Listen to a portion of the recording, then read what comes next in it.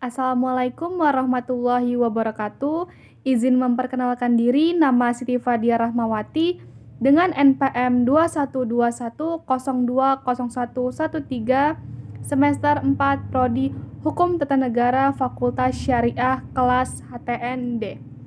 Di sini saya akan mengulas materi tentang filsafat hukum Islam yang berjudul Objek dan Kegunaan Filsafat Hukum Islam dengan dosen pengampu Pak Hervin Yoki Pradita, MHI.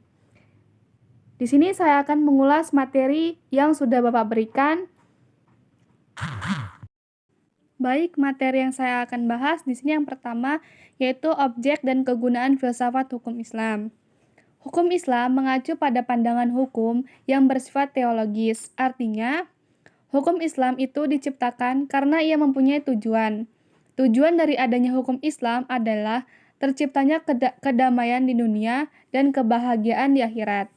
Jadi, hukum Islam bukan bertujuan meraih kebahagiaan yang fana dan pendek di dunia semata, tetapi juga mengarahkan kebahagiaan yang kekal di akhirat kelak. Tujuan hukum Islam tersebut adalah manifestasi dari sifat Rahman dan Rahim, yaitu Maha Pengasih dan Maha Penyayang Allah kepada semua makhluknya. Rahmatan lil alamin adalah inti syariah atau hukum Islam. Keberadaan syariah tersebut dapat menegaskan perdamaian di muka bumi dengan peraturan masyarakat yang memberikan keadilan kepada semua orang. Hukum Islam dalam menegakkan upaya itu semua harus siap menghadapi kejadian-kejadian baru yang timbul karena perkembangan masyarakat dan perubahan suasana. Oleh karena itu, pengkajian filsafat hukum Islam mutlak diperlukan. Keberadaan filsafat hukum Islam akan menegakkan hukum Islam dan memberikan jawaban terhadap tentang zaman dan merupakan hukum terbaik sepanjang zaman semesta alam. Sebagaimana dikemukakan sebelumnya, setidaknya ada 5 sistem hukum yang hidup dan berkembang di dunia, yaitu yang pertama, Anglo-Saxon, Civil Law, Custom Law, Islamic Law, dan sistem hukum sosial komunikasi. Berikut manfaat dari studi filsafat hukum Islam, yaitu yang pertama, menjelaskan kajian filsafat hukum Islam akan memberikan pengetahuan hukum Islam secara utuh kepada ahli hukum Islam. Yang kedua, filsafat hukum Islam diperlukan untuk pengkajian secara mendalam terhadap hukum Islam. Yang ketiga, untuk mewujudkan hukum yang berkeadilan yang senantiasa sesuai dengan kondisi zaman.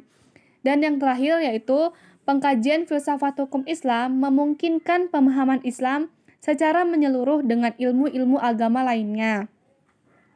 Namun, para ahli usul fikih sebagaimana ahli filsafat hukum Islam membagi filsafat hukum Islam itu menjadi 2. Yang pertama, filsafat tasyri dan yang kedua, filsafat syariah.